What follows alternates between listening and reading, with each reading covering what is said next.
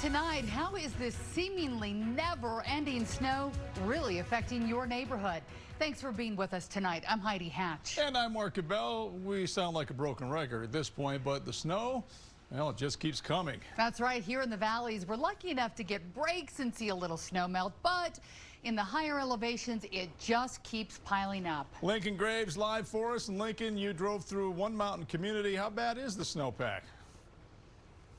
Yeah, Mark and Heidi, it is pretty bad. Those snow piles, they are just getting bigger and bigger and bigger. It is damaging property. It's crushing mailboxes. It's also a lot more to come, more winter to come. So people are pretty worried about all of this.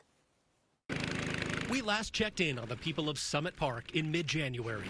Back then, the snow was piled high, and residents knew much more winter was ahead. We're going to learn how much snow this town can actually handle. Nearly 2 months later, the snow is piled higher than some ever imagined. I've been working nonstop, removing snow and stuff all winter and stuff. We found 6th grader Ayden Six working on the driveway with his dad.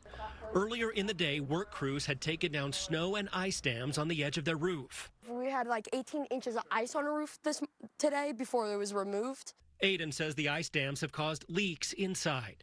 An outside staircase leading up to the porch is completely buried.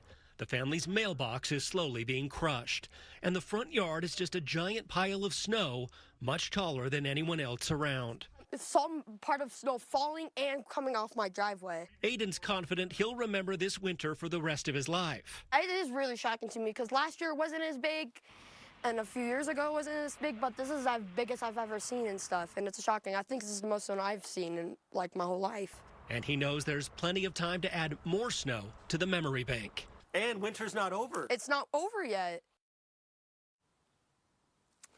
Now, residents in Summit Park, they're also having to deal with a shortage of some basic services like trash pickup. Some people haven't had their trash picked up in weeks, and that was an issue already back in January. Reporting live, Lincoln Graves, KUTV 2 News. Lincoln, thank you. As that snow piles up, many are wondering if it is too much of a good thing. In 12 minutes, flooding fears with worries of a repeat of 1983's historic flooding.